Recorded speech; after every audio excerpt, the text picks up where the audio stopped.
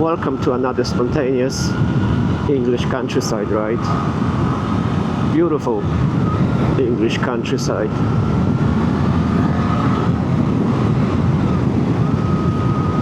I thought I'll give you a little update on how the ATT is behaving. So I've owned this bike for I think around 3 weeks now, something like that.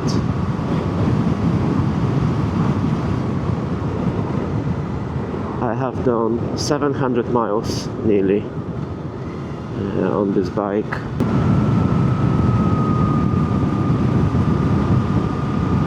I have completed the running in service yesterday, which means I can finally open it up a bit more.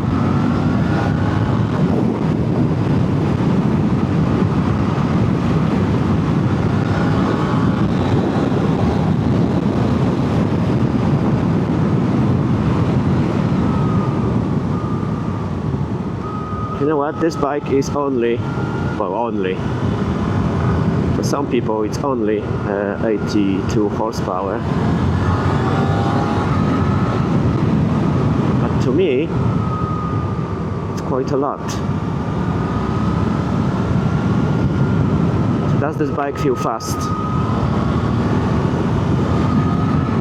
Yes, it does. I always said that all bikes are fast until you ride a faster one. I remember I was quite surprised with my 125 that I was able to leave the cars to the traffic lights behind. Obviously, when I got my first big bike, that bike was what, 64 horsepower, I think. It felt like a rocket. This is 82. Definitely feels faster than my last bike. But you know, I'll tell you something. I spent a couple of hours on a GSX-1000 GT yesterday.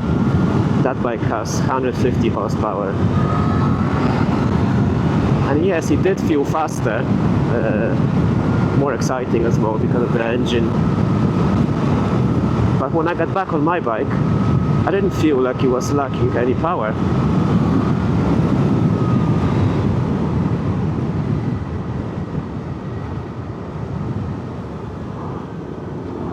So yeah, this bike may be only 80 horsepower or so, but it's plenty fast for me. For this kind of riding I love doing, like countryside riding. It's absolutely brilliant.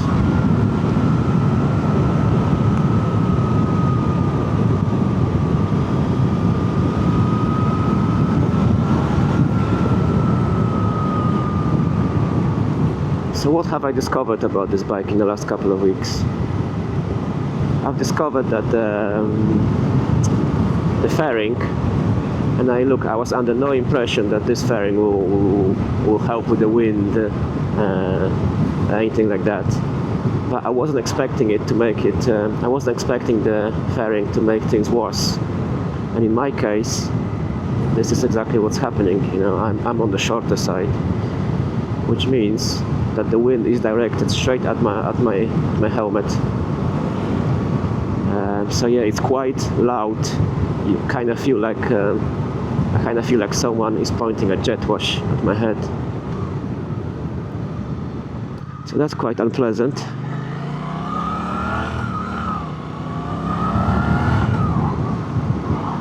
I guess that's the price you pay for the cool looks. I've also discovered that a lot of people, well, speaking about the looks, a lot of people stop and look at the bike. So it's definitely a looker.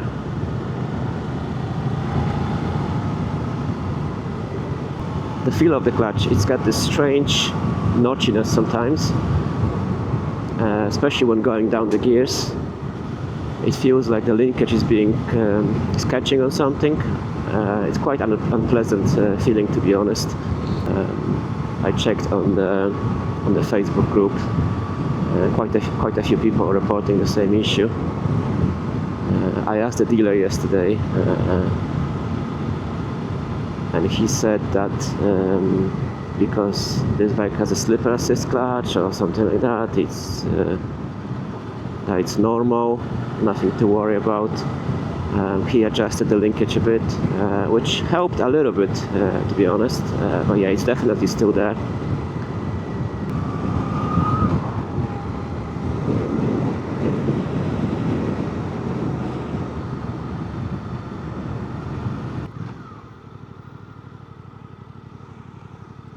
I am still struggling to find an exhaust for this bike. There aren't many options for the Euro 5 Plus engine. I believe Black Widow has an option, but it's not the exhaust I want.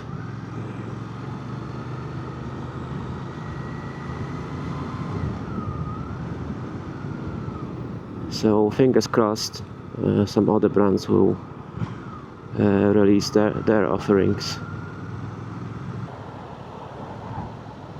Other than that, the bike is great. I'm still loving it. Mind you, after test riding the GT yesterday, that's the problem basically. When you test ride a bike with no intention of upgrading anytime soon, it's a bit painful. But like I said, I'm still happy with this bike. It's plenty fast enough, very comfortable.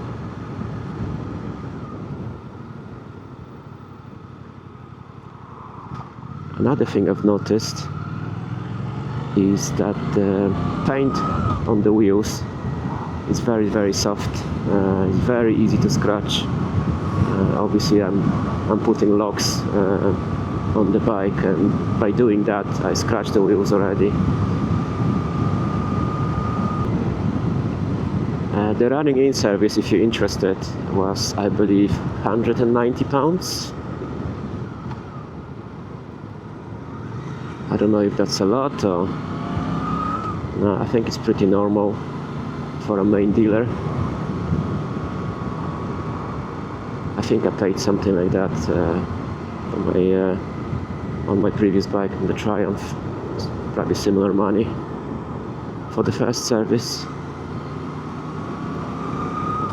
So this bike needs to be serviced once a year or 7,000 miles.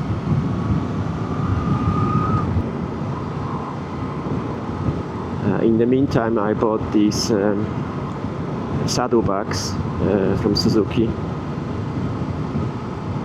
because I needed some kind of carriage solution to, you know, bring all the logs with me to work, lunch, uniform, things like that. And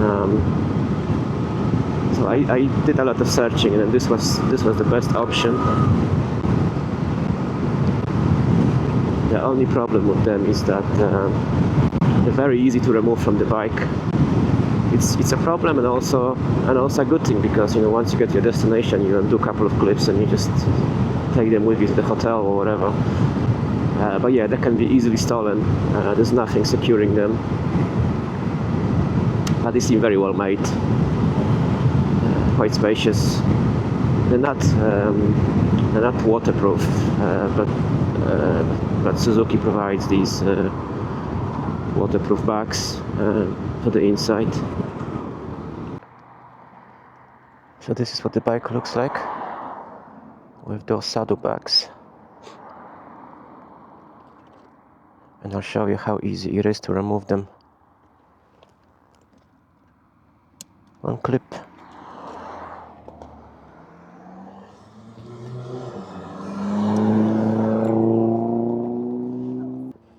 And then, if these are annoying you, you can also remove these holders.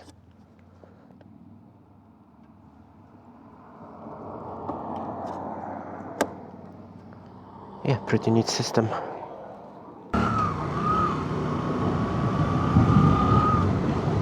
I'll try to do like a proper review at some point once I get to know the bike well, with all the pros and all the cons, if anyone's interested, obviously. But yeah, so far a good companion. Obviously, my main riding is the commute to work. I commute 5 days a week to work, and then I love to do like a weekend countryside trips, like today, spontaneous countryside trips.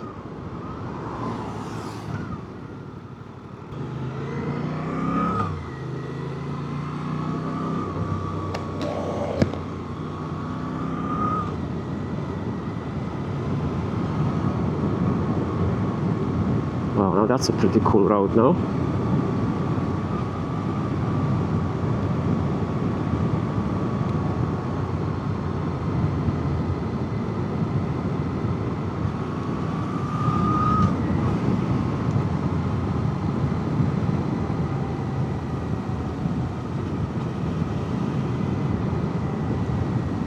Fingers crossed there's no tractor coming from the opposite direction.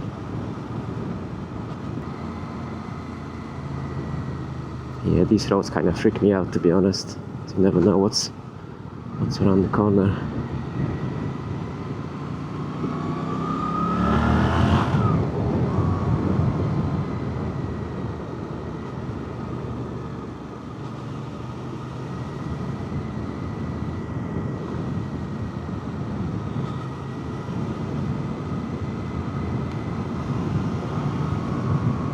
And this is a national speed road as well, which means 60 miles per hour.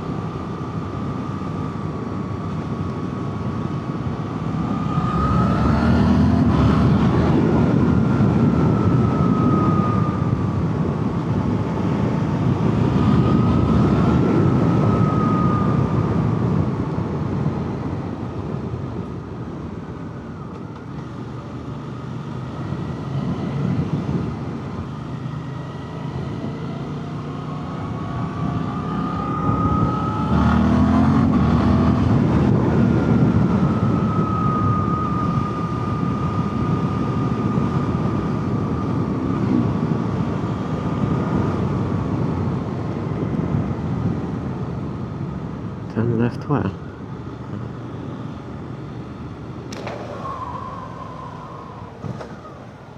But to be honest, that road straight looks more interesting, no?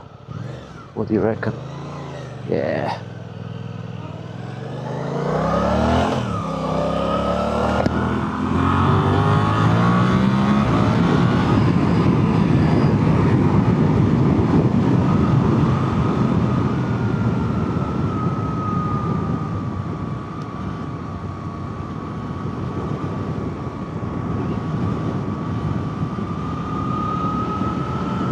Yep, plenty fast, this bike.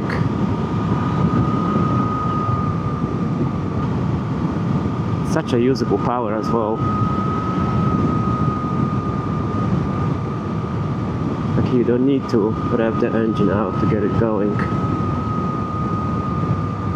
Really good in the city as well, with that torque.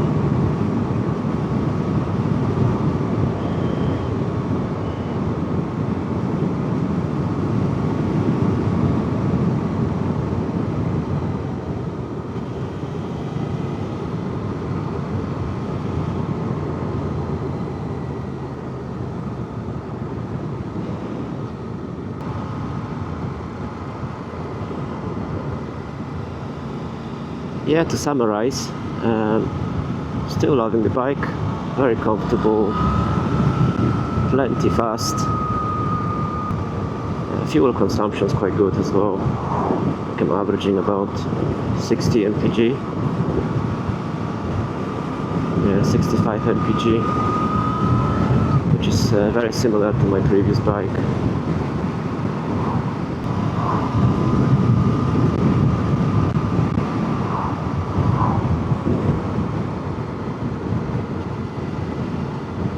Okay, see you next time. Thanks for joining me.